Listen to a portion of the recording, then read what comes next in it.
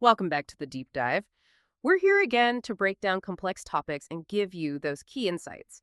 Today, we're diving into something really quite specific, the world of professional security.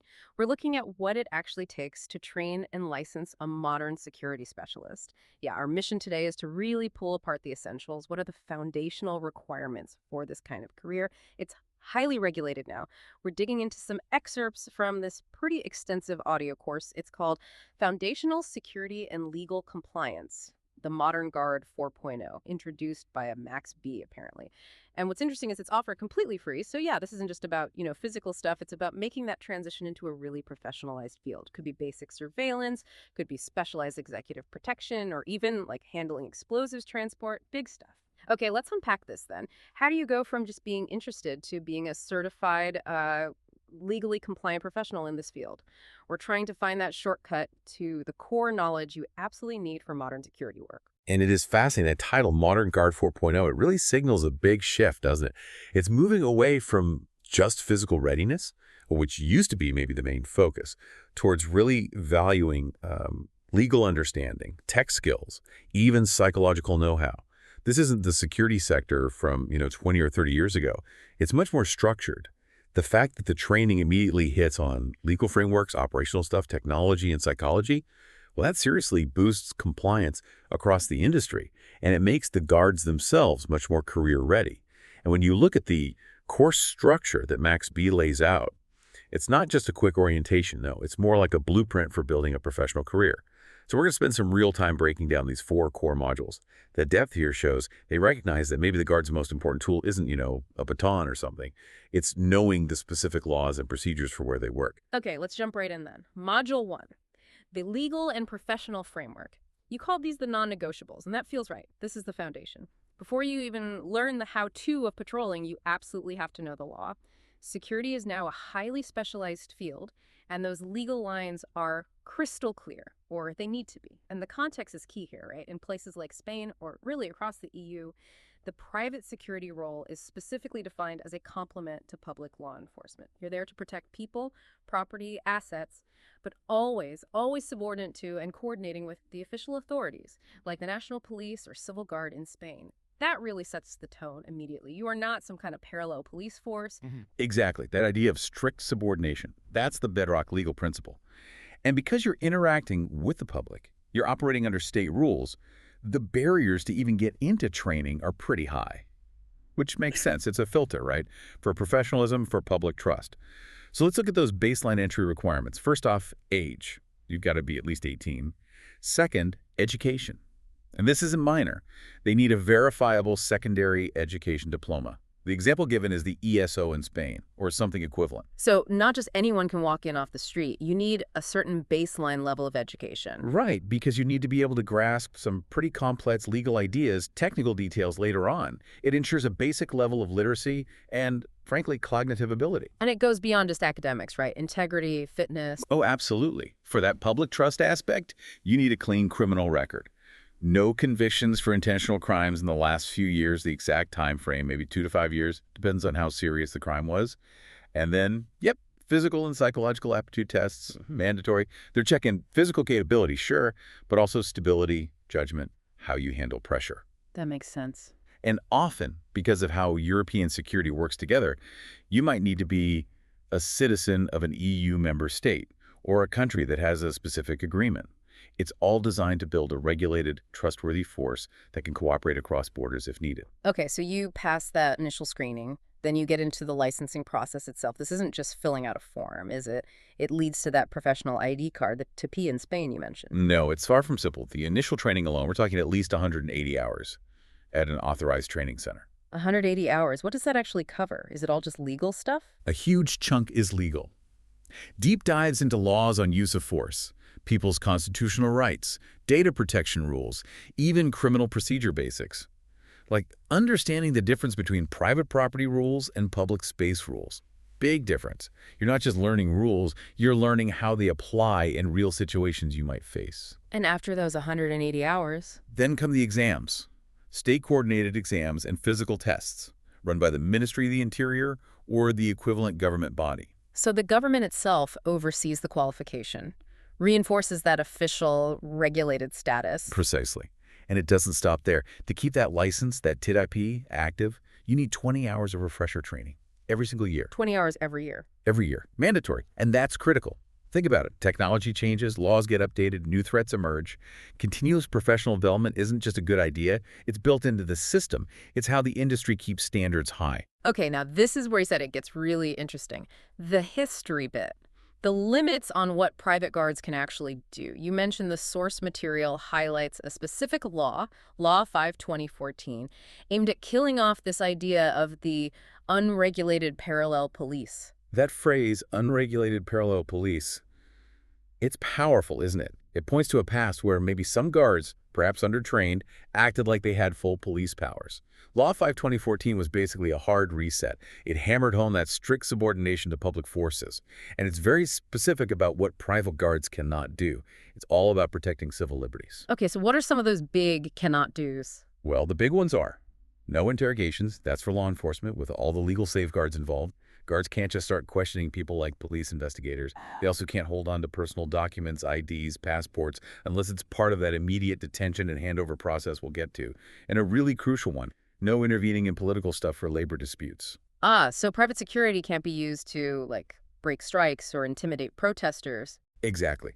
That prohibition prevents private forces from becoming tools for political or industrial pressure. It keeps their role focused purely on neutral security and safety. So it sounds like they're walking a very fine legal line. But you mentioned detention. They can detain someone, right, if they see a crime happening. Yes, but only under very specific circumstances. It's called the flagrante delicto rule, basically, catching someone red-handed in the act of committing a crime. If a guard sees someone actively shoplifting, for example, they can detain that person. But the key word is immediate handover to the authorities. What does immediate mean in practice? It means you contact the police right away. You don't hold the person for hours waiting for your supervisor or for the shift to end. You maintain custody only until the police arrive, and you provide clear, documented reasons for the detention, what you saw, when, where. The guard power basically ends the moment the police take over. It's temporary custody, purely for handover. And if they step over that line, if they interrogate someone or hold them too long, the consequences sound serious. They are. Designed to be a real deterrent. Operating without a license is one thing, but abusing the powers you do have, violating someone's rights, breaching confidentiality, you're looking at potentially massive fines. The figure mentioned is up to 30,000 euros, or you could lose your license completely, permanently. Wow. Okay, so that raises a point. We expect police to have high standards, obviously, but why is this balance, these strict limits, so vital for a private guard? Well, it actually protects the guard too. It gives them clear boundaries. They know exactly what they can and cannot do legally. That reduces their personal risk in really tense situations. And more fundamentally, it protects the public. It ensures that protecting private property never trumps basic constitutional rights. This whole framework really turns the guard from just a physical presence into a legally knowledgeable professional first. Right. That makes total sense. So once they've got that legal framework down pat, then comes Module 2. Essential operational techniques, the core duty. This is where we get into the how-to, the practical side of protection, procedures, handling the physical site. Exactly. And it's all about standardizing how they do things, making their presence effective. The training breaks down different patrol methods because, let's face it, protecting a shopping mall is very different from protecting a remote pipeline. It's not a one-size-fits-all approach. Guards need to know the right tool or technique for the job. Okay, so what are the main patrol types covered? The course outlines 3 main ones. First, the most fundamental, foot patrol. Just walking the site. But it's systematic. Think about a large building or maybe an event. Foot patrol means checking every fire exit, walking every stairwell, hitting all those high traffic spots cameras might miss. It's about close observation. Using your senses, listening, smelling for smoke, even noticing temperature changes. Things tech can't fully do yet. So very hands-on, detailed work. Then you scale up. Right. Next is vehicle patrol. Using cars, motorcycles, maybe even bikes or golf carts depending on the site. This is for larger areas, industrial parks, big campuses, sprawling residential areas. And the key technique here is route optimization. It's not just driving randomly. The route is planned to cover the most ground efficiently, maybe varying speeds, hitting specific checkpoints based on where risks have historically been highest. Makes sense. And the third type, that involves tech. That's the mechanized patrol. leveraging things like drones, maybe even ground robots in some cases. This is huge for really large, difficult-to-access areas. Think energy infrastructure, vast agricultural lands, or high-risk zones where having a person constantly present just isn't practical or safe. The training here isn't just about flying the drone, it's about understanding the data it sends back, interpreting it, and directing it effectively for surveillance or before responding to an alert. Okay, so different ways to move around and observe. But day-to-day operations require more than just patrolling. There has to be a standard way to handle things when they do happen, right? Like incidents. Absolutely. Gut feeling isn't enough. The source material stresses a strict incident management protocol. This is about ensuring consistency, accountability, and frankly, legal protection for everyone involved. It requires using standardized forms for reporting in real time. Every intrusion, every accident, every weird thing noticed it needs a detailed log. Immediate, precise, standard format. What about emergencies? In an emergency, the protocol dictates a rigid sequence. Priority 1, human safety, always. Then immediately contact the authorities. Only after that do you follow specific de-escalation steps, which we'll talk about in Module 4. Physical intervention is way down the list, and throughout all this, constant communication with your command center or supervisor. Okay, and what about the guard's own safety? What equipment knowledge is needed? They need to be proficient with their defensive gear, obviously, but just as important is situational awareness. Always maintaining that safe, tactical distance from potential threats. Prevention is key. And under the umbrella of protection systems and equipment, guards need some technical literacy. They need to understand basic physical security concepts, layered defense, how different alarms work, the range of intrusion detection systems out there. Intrusion detection? Like door sensors? That's the basic level, yes. Door and window contacts, motion sensors. But the training goes deeper. It covers perimeter security tech, too. For instance, knowing the difference between a standard PIR motion sensor and something more specialized, like a vibration detector. Vibration detectors, how do those work? That sounds pretty advanced. They are. You might mount them on a fence line or even bury them near a wall.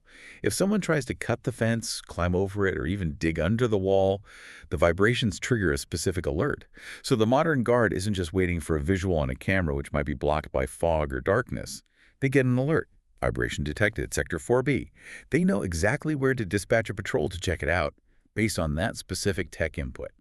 It allows for a much faster, more targeted response. Very cool. Okay, and the really sensitive topic, weapons. Armament regulations. Yeah, and this really loops back to that core principle of subordination to public forces. Basic defensive tools, maybe a baton, handcuffs are permitted, but only after strict training on when and how to use them legally and ethically. Firearms, though, that's heavily restricted, reserved only for very specific high-risk jobs. The example given is transporting large amounts of cash or valuables, maybe explosives. For the vast majority of security roles, the emphasis is absolutely on non-lethal methods, de-escalation, and using technology like video surveillance effectively. Prevention and observation, not armed engagement, is the primary function. That blend of physical presence, procedure, and tech oversight is the perfect lead-in to Module 3, the Vigilante 4.0, Tech in the Field. It's clear from the course description that being a modern security specialist means being digitally literate. You can't just rely on pen and paper anymore. Not at all. This tech evolution is probably the single biggest change in the industry over the last decade or two. The source material really hits hard on moving away from those old manual paper-based logs and reports. It's all about specialized security mobile apps now. And this isn't just about convenience, it's about effectiveness and accountability. So what do these apps actually do for the guard on the ground? The benefits are huge. First, real-time incident reporting. Instead of writing notes and maybe filling out a form hours later, the guard documents everything right there, on the spot, through the app. They can often include photos, maybe even short audio notes, all automatically geotagged with the time and location. This standardizes reporting, gets rid of delays, and captures high-quality evidence immediately. That's incredibly valuable, both operationally and legally. Okay, so better reporting. Yeah. But you mentioned the tech also helps manage the personnel themselves, using location data. Exactly. This goes way beyond just tracking where guards are. The training covers using GPS optimization features built into these patrol apps. They can establish what the course calls rutas optimas, optimal routes. Optimal route, like that delivery driver app? Pretty much the same idea, Okay. yeah. Think of a smart routing engine. It looks at the site layout, traffic patterns maybe, historical incident data, current priorities, and calculates the most efficient path for the patrol. It saves time, saves fuel if it's a vehicle patrol, but most importantly, it maximizes coverage and drastically cuts down response times if an alert comes in. It shifts patrolling from just habit to being a data-driven, proactive strategy. So smarter routes based on efficiency. And you mentioned historical data. Does that lead to predicting problems? That's the next level, data-driven security. The training includes using data analytics to generate heat map-based patrols. So imagine the system analyzes all the incident reports over months or years. It finds, say, that most break-in attempts happen on Tuesday nights between 1 a.m. and 3 a.m. near the northeast corner fence. The system generates a heat map showing that spot is hot. The patrol app can then automatically adjust the optimal route during that specific time window to spend more time or pass more frequently through that high-risk zone. Resources get focused where they're statistically most needed instead of being spread thin everywhere all the time. That sounds like a massive improvement in just being vigilant and present where it counts. It is. And the peak of this tech integration really is moving towards hybrid models that involve artificial intelligence, AI. The modern guard, the Vigilante 4.0, is trained to work with AI systems, not be replaced by them. AI can monitor huge amounts of video feeds, for example. It can be trained to recognize specific things, anomalies, weird movement patterns, maybe objects left unattended. When the AI detects something meeting certain criteria, it doesn't just sound a dumb alarm. It generates a proactive, hopefully verified alert straight to the human guard's device. So the guard isn't just mind-numbingly staring at dozens of screens anymore, hoping to catch something. Hopefully not.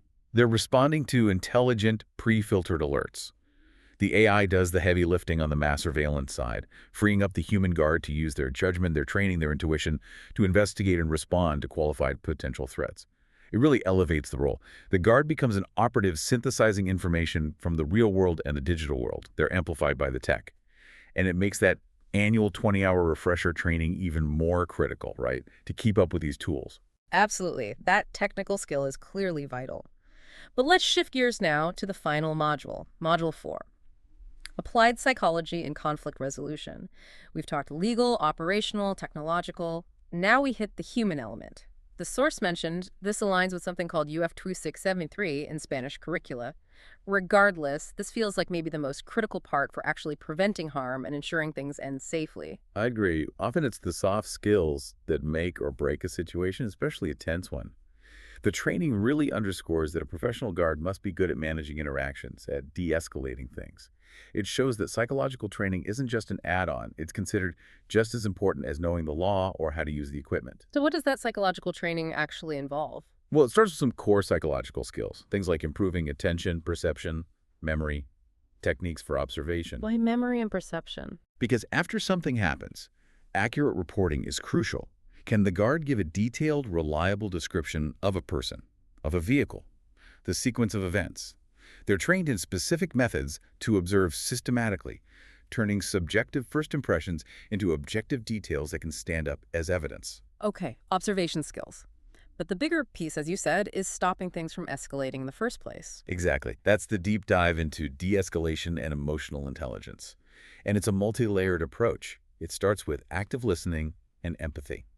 Now, empathy here doesn't mean you agree with someone who's angry or upset. It means you genuinely listen to their concern and you acknowledge the feeling. Saying something like, "I can see you're frustrated right now," can be incredibly powerful. It validates their emotion, takes the wind out of their sails a bit, and opens the door to actually resolving the problem rather than just arguing. So listening and acknowledging. What else? The nonverbal side is huge. Body language. Guards get explicit training on this. Maintain an open stance, no crossed arms. Keep facial expressions neutral. Avoid intense staring. Why? Because closed-off aggressive body language immediately puts the other person on the defensive. It triggers that fight-or-flight response. The goal is to project calm, confident authority, not threat or intimidation. That sounds incredibly difficult to maintain, especially if someone is yelling at you or threatening you. How do they train guards to manage their own fear or anger? That's the auto-control piece. Very important. They learn specific techniques to manage their own stress, their own panic, their own fear response in the moment. It's more than just being told stay calm. It involves things like mental rehearsals, visualizing, handling tough situations successfully, and physiological techniques, specific breathing exercises, grounding techniques you can do discreetly. The aim is for the guard to remain internally stable, to be the calm center in the storm, so they can make rational decisions based on their training, not just react emotionally. The course outline also mentions something pretty advanced neurolinguistic programming, PNL. That sounds like a significant step up from basic communication skills. It is, and it signals a real sophistication in the training. P&L, in the security context, isn't about manipulation. It's about refining communication and negotiation. It involves learning to recognize subtle cues and how someone speaks their pace, the kinds of words they use, and then subtly adapting your own communication style to match theirs. It's called mirroring and pacing. If you can build rapport quickly by communicating on their wavelength, so to speak, they become much more receptive to what you need them to do. It can help turn a potential standoff into more of a negotiation. Very useful in sensitive situations, maybe like executive protection detail. Fascinating. And one last piece under psychology, understanding the why behind crime, the criminology context bit. Yes, a basic understanding of criminology helps with risk management. Knowing common factors linked to delinquency, like age groups most involved in certain activities, the impact of substance abuse, common methods or modus operandi used by criminals in that specific area. It's not about stereotyping. It's about pattern recognition. If you know that, say, distraction thefts are common in your retail environment and usually involve teams working in a specific way, your patrol strategy, your awareness, even your communication if you approach someone suspicious, can be tailored to counter that specific known threat. It's proactive. Okay, so pulling it all together. Module 1, legal boundaries. Module 2, operational how-tos. Module 3, tech integration. Module 4, psychology and soft skills. It really sounds like the modern guard needs to be part lawyer, part operations manager, part IT specialist, and part psychologist. That is a lot to juggle. It absolutely is a huge cognitive load. And that's why this level of comprehensive training is necessary. It provides all that required knowledge, the technical, the legal, the operational, the psychological. Achieving this standard, as mentioned, often equates to a professional qualification level 2.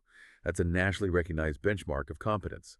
And hitting that high standard is what enables these professionals to specialize further, to maintain quality service in what's become a very complex, very connected world. The goal is setting the bar high enough to ensure safety, ensure compliance, and ensure effective resolution when things go wrong. It really opens doors for career advancement, too. So for you listening, the big takeaway here is pretty clear, I think. Getting into professional security today, it's intensely multidisciplinary.